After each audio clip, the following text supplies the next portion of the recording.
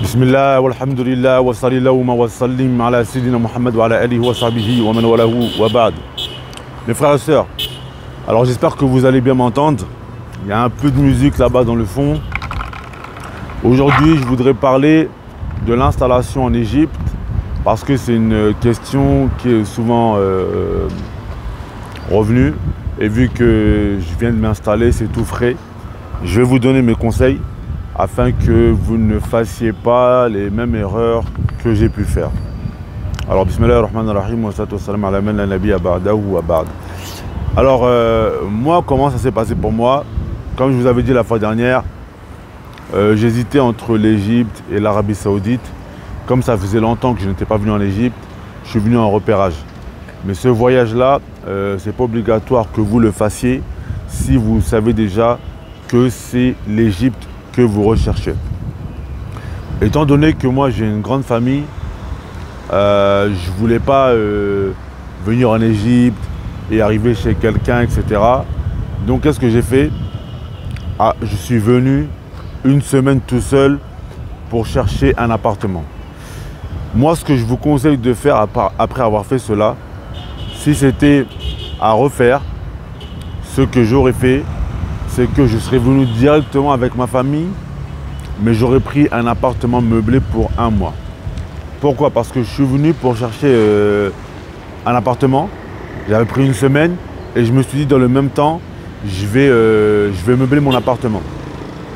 Mais en fait, moi, je réfléchissais avec la même mentalité comme si j'étais célibataire. Mais quand tu as une famille, ça met du temps pour trouver le logement que tu désires. Surtout qu'en Égypte, ici, il y a beaucoup de choix. Il y a beaucoup de choix. Donc ça m'a vraiment pris du temps pour choisir l'appartement que je voulais. Au final, j'ai mis une semaine. Alors qu'avant, on pouvait mettre, quand tu es célibataire ou quand tu n'as pas d'enfant, tu peux venir en 2-3 jours, tu trouves ton appartement. Et les frères, ils m'avaient conseillé, ils m'ont dit, ouais, prends un appartement meublé pour un mois. Et après, tu choisis tranquillement et tu meubles tranquillement. Malheureusement, je ne les ai pas écoutés et j'ai regretté. Donc moi, ce que je vous conseille, c'est de venir, de prendre un appartement meublé pour un mois. Comme ça, vous avez le temps de choisir un appartement qui vous convient, dans le quartier qui vous convient. Et voilà, sans précipitation. Et ensuite, vous avez le temps de meubler. Parce que malheureusement, meubler en Égypte, déjà, c'est cher. Franchement, c'est beaucoup plus cher qu'au Maroc, beaucoup plus cher qu'en France. C'est cher. Parce que Ikea ici c'est hors de prix et donc souvent ça demande d'aller chez un menuisier pour qu'il vous fasse des choses à votre convenance. Donc malheureusement meubler en Égypte c'est très cher et donc malheureusement ils ont des goûts qui sont totalement des goûts des normes européennes. Ils ont des goûts totalement en dehors des normes européennes. Donc le mieux c'est de prendre un meublé pour un mois, comme ça vous avez le temps de chercher un logement dans le quartier qui va à votre convenance et avec des goûts qui vont à votre convenance. Donc ça c'est le premier conseil que je vous recommande. Donc après voilà, pour ceux qui parlent arabe, moi ce que j'ai fait, c'est que je suis allé sur une application qui s'appelle LOX. Dans cette application, vous pouvez directement parler avec soit le propriétaire de l'appartement directement, voilà ça c'est l'Égypte, hein, ils passent leur temps à klaxonner. Soit vous pouvez parler avec le propriétaire de l'appartement directement, ou vous allez passer par un intermédiaire que l'on appelle ici le simsar. Pour ceux qui ne parlent pas l'arabe, vous cherchez les groupes francophones. Je vais essayer d'en mettre dans la barre de description. Et vous passez par des frères de France qui ont fait de cette promotion immobilière leur métier. Et ils vont vous chercher un appartement moyennant une contrepartie. Donc voilà, moi je suis passé directement soit via les propriétaires ou via des simsar, c'est des agents immobiliers. Et donc voilà, en fonction du quartier que vous voulez, le fait de rester un mois, ce qui est bien c'est que vous allez pouvoir visiter plein de quartiers, vous allez pouvoir visiter les écoles que vous voulez et ensuite vous allez pouvoir habiter là où, à votre convenance, proche de votre école, etc. Moi, personnellement, l'un des meilleurs quartiers que je conseille, parce que ça, c'est une des questions qu'on m'a fréquemment posées, quel quartier tu conseilles. Bon, ça va dépendre des écoles de vos enfants, de votre école à vous, et de si vous aimez faire de la route ou pas. Moi ici, là où je suis, c'est pas très loin de mon quartier, c'est le Nouveau Caire. Moi j'ai choisi ici parce que je voulais un quartier qui soit propre, spacieux, aéré, des quartiers familiales, il n'y a pas beaucoup de circulation, etc. Donc voilà, le Nouveau Caire c'est comme ça, c'est des quartiers avec des gens qui ont, voilà, on va dire, un peu de moyens.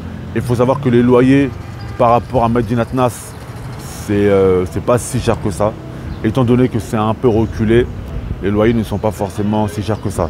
Ici, vous pouvez avoir des appartements dans des villas, parce qu'ici, c'est comme ça en Égypte. Vous avez des appartements dans des villas. Le loyer de l'appartement, pour les villas, généralement, c'est 3 chambres. Ça va commencer à 300 € le loyer. Donc, ça commence à 150 mètres carrés en général.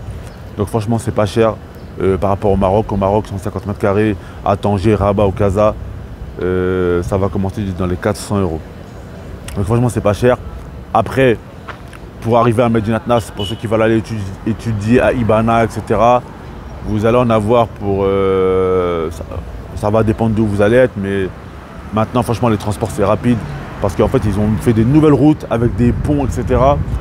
Voilà, 10-15 minutes, vous êtes à Medinat Nas en transport. Même en voiture, etc. Donc pour ceux qui veulent acheter ou louer des voitures. Donc en tout cas, pour ceux qui veulent acheter ou louer des voitures, parce que ici, vous pouvez louer des voitures à l'année. Si vous cherchez un cadre de vie qui est plutôt familial, spacieux et calme, je vous conseille le Nouveau Caire. Maintenant, pour ceux qui n'ont pas forcément de moyens, vous pouvez aller habiter, il y a des quartiers vers Medinat Nas où le loyer il est à moins que 300 €. Vous avez des loyers à 120, 130 €, etc. Et c'est pas trop loin de toutes les écoles, parce que toutes les écoles, elles sont à peu près proches du même quartier.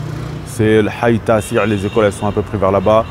Et la plupart des frères et sœurs, ils choisissent d'habiter vers là-bas pour les écoles.